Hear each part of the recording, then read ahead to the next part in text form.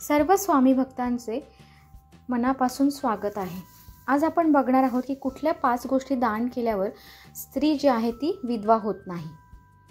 तर या 5 गोष्टी दान करणारी स्त्री कधीच विधवा होत नाही। सद्गुणी स्त्रीला खात्री असते की ती योग्य पुरुषाशी लग्न करते, जेणेकरून तिचे नवीन आयुष्य चांगले व्यतीत होईल। विवाहित स्त्रीसाठी तिचा नवरा सर्वस्व आहे। या पृथ्वीवर फक्त स्त्रीलाच हेच वाटतं की तिने आपल्या पतीपुढे हे जग सोडावं, म्हणजेच तिने सुहागण किंवा सवाष्ण असताना जावे। आज आपण अशाच काही गोष्टींबद्दल जाणून घेणार आहे। हे दान केल्याने विवाहित महिलेच्या पतीचे आयुष्य तर लांबतेच, पण त्या महिलेच्या वैवाहिक जीवनात आनंदही भरून येतो। सर्वात पहिलं दान आहे सिंदूर म्हणजे कुंकू। शास्त्रात सिंदूर दान हा प्रमुख विधी मानला गेला आहे।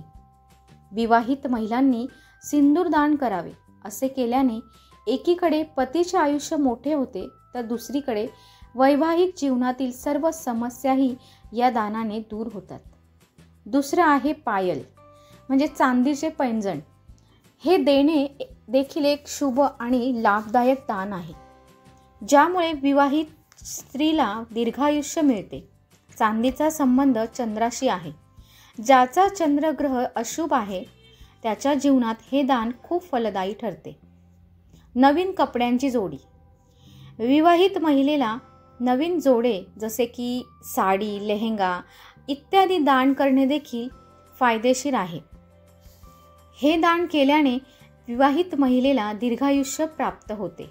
एवढेच नाही तर त्या दानामुळे पतीची प्रगतीही होते। हिरवी बांगडी। पतीच्या दीर्घायुष्यासाठी हिरव्या बांगड्या दान कराव्या। हे दान श्रावण महिन्यात केल्यास त्याचे फळ दुप्पट लाभते।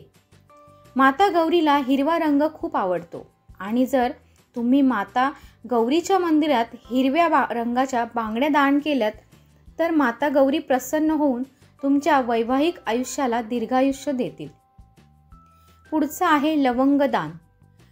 एकीकडे लवंग दान केल्याने घरातील नकारात्मकता संपते आणि सकारात्मकता येते, तर दुसरीकडे हे दान एखाद्या विवाहित महिलेने केले तर ती स्त्री आपले संपूर्ण आयुष्य विवाहित स्त्री म्हणून व्यतीत करेल।